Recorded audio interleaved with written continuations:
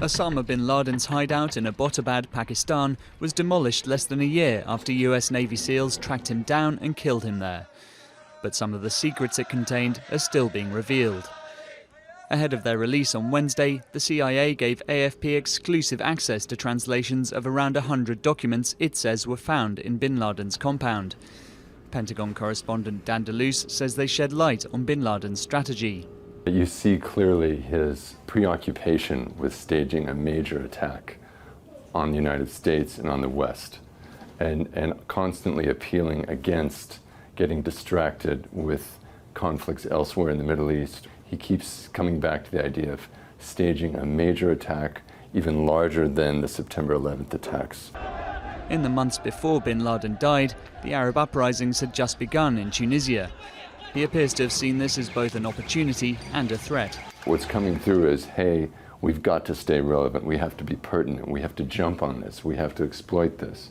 And he's sitting there in this compound in Pakistan, very far away from events. The translated documents also concern the day-to-day running of Al-Qaeda, such as this application form for potential new recruits. Along with biographical details, applicants are asked about their religious knowledge and if they know people who specialize in chemistry, useful for explosives, or communications. One of the questions is simply, do you wish to execute a suicide operation, with space left for who to contact in case you become a martyr? It's one of a number of documents that show an effort to professionalize Al-Qaeda. It's kind of comical. He talks about creating a development center, and he almost is employing corporate human resources speak in this focus on a new cadre of leaders who can carry the organization forward. Many of the documents are personal correspondence of the man who orchestrated the 9/11 attacks on the US. One of his sons, Hamza, whose whereabouts are still unknown, wrote a letter pleading to be allowed to come to Pakistan to help his father. Another son asks why his father seems to be angry with him. The declassification comes in the wake of an article by veteran reporter Seymour Hersh claiming that bin Laden was no longer running Al-Qaeda when he was killed. US officials say this release of documents was long planned and not intended as a riposte to Hersh's article.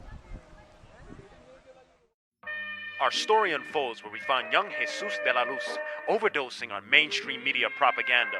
The actions of religious fanatics and constant occurrences of suicide bombings and acts of world terrorism seem to have taken a toll on young Jesus's fragile mind. And finally, teetering upon the frayed ends of sanity, he eventually snaps. Someone came up to me, I said, do you want some? Then the next thing I know, they face planted into my gun. I was just reminding him they owed me a large sum of money. And hiding from me, that's it, ain't funny. Now I'm gonna beat his ass up until his poo is running. Until his damn nose is bloody, the little bitch even tried to cut me. But once it all started, he knew he couldn't or wouldn't one-up me. Why are you playing a game you can't win, are you dumb gig? I was going to never let him go.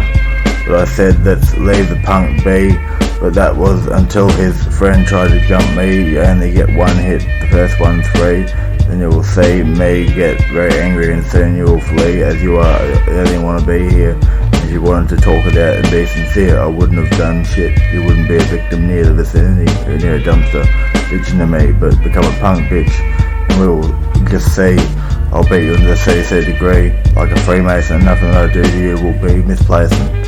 One little bit, what are you, a hypocrite? Falling off his family tree because he was one to think he had bigger wit. I'll pump two of some lethal shit. I can be one to prove that I have a bigger dick. Don't be smart, I'll kick your ass in the last week, and don't ever think of threatening me, I'll rob you back in a heartbeat. I'm going to take you to a place that we watch an arc beat. Don't be spastic or I'll pull your gums like it's made of elastic. I'm telling you it's this price, that prick. His name is Edward Flanders, or better known as Patrick.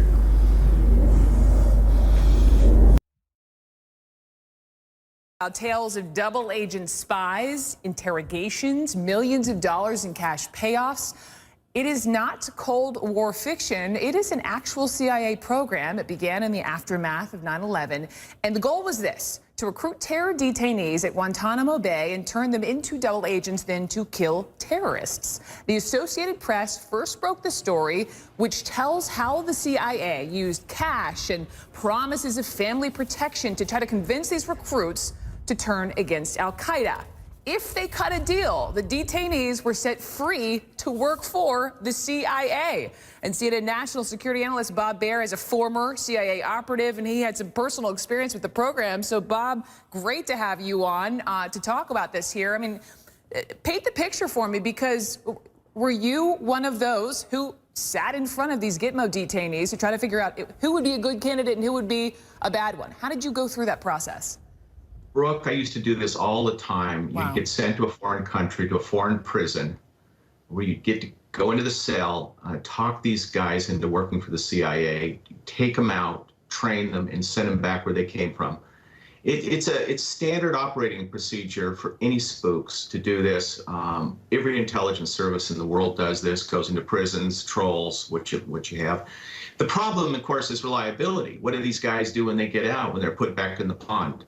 With Al-Qaeda people, the problem is a lot of them turn on you, or they misdirect your activities. I want to get to reliability in a minute, whether or not this actually worked or not, but just, Bob, walk me through. I mean, if you're sitting across from this prisoner, what kind of questions are you asking, looking them in the eye? How can you tell they would make a good double agent? Well, you spend a lot of time with them. You offer them a lot of things, a lot of money, sometimes millions of dollars. You start questioning them. You go into their families, their backgrounds. You get to their address books. You get to know them like almost a member of your family. Once you think you can trust them, then you let them go. But it takes a long time. This is why at Guantanamo, they had a separate facility where they were treated very well, fed well, given beds with mattresses and the rest of it, and saying, hey, you keep doing this and you can get well rewarded. True, they called this cottage area Penny Lane, correct? Penny Lane, yeah. Penny Lane. No, it's standard. I mean, this is not a scandal, and bravo for the CIA. So back to your issue of reliability, though, because obviously the risk is if you say, you help us, we help you, you set them free. The risk is you never hear from them again, or even worse, they kill Americans. Was the gamble worth taking? Well, that's exactly the problem. In 2009, there was an attack on a CIA base from a prisoner just like this who was released to Pakistan. And rather than cooperating, he blew himself up and killed half a dozen CIA officers. Yeah, so the risk is enormous. Bob Baer, thank you so much. Appreciate you today.